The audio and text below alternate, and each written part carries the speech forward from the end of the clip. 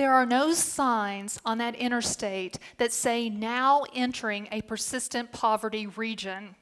You're not going to pass someone on the sidewalk wearing a t-shirt that says, "My annual income is half that of the rest of the state." No, those of us who live here every day, we get up, we go to work, we get the job done, and then we come home and we take care of our families. The only time we feel poor is when someone from outside this region looks at our demographics and humiliates us on a national level. And in our humiliation, we start blaming and pointing fingers. Where are all those jobs you were supposed to create? We'd create them if you just had an educated workforce. Well, we would have an educated workforce if they were healthier and able to attend school. It is divisive, it is destructive, and the problem with it is the problem remains. But I'd like to share with you an alternative that uses cooperation and collaboration. It's called place-based initiatives. 5 years ago, place-based initiative called Promise Zone began. It started in 5 locations: Los Angeles, San Antonio, Philadelphia, the Choctaw Indian Nation of eastern Oklahoma, and here, right here in southeast Kentucky. Promise Zones partnered the funding streams of the federal government to these regions in a wide array of opportunities, including education, healthcare, economic development, labor, crime reduction, even art. Place-based initiatives are interventions.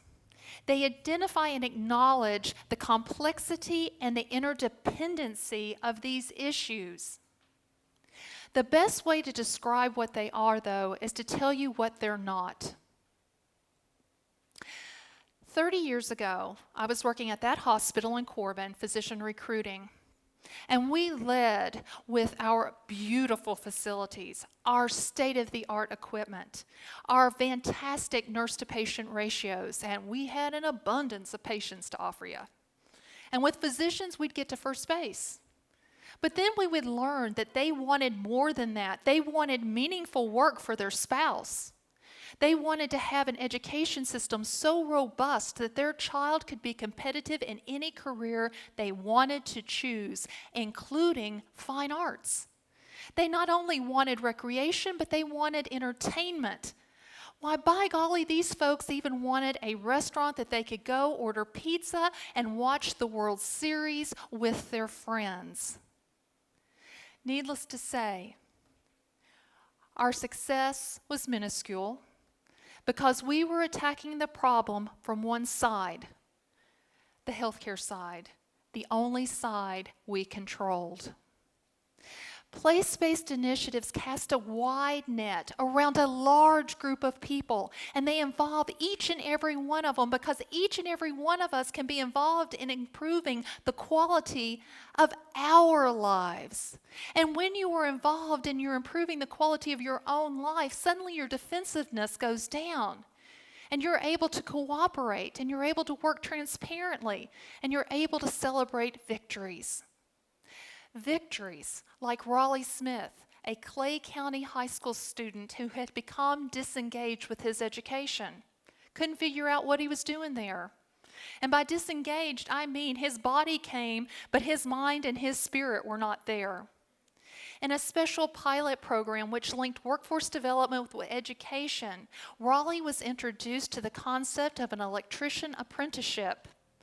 He could start that apprenticeship the day after he graduated, making $12 an hour. And that apprenticeship would lead to a journeyship that would lead on to a work career in a field that could make him $60,000 a year. Now, folks, that's good money. We could celebrate victories like Amber Bays of Knox County. Amber had come to the attention of the drug courts, and she was rapidly spiraling to the point of no return.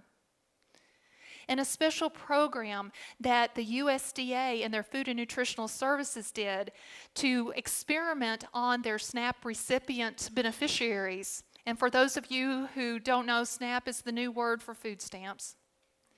But he wanted to find out what interventions could be made so that a person could actually have the skill sets necessary to obtain employment where they never, ever had to go back on SNAP again.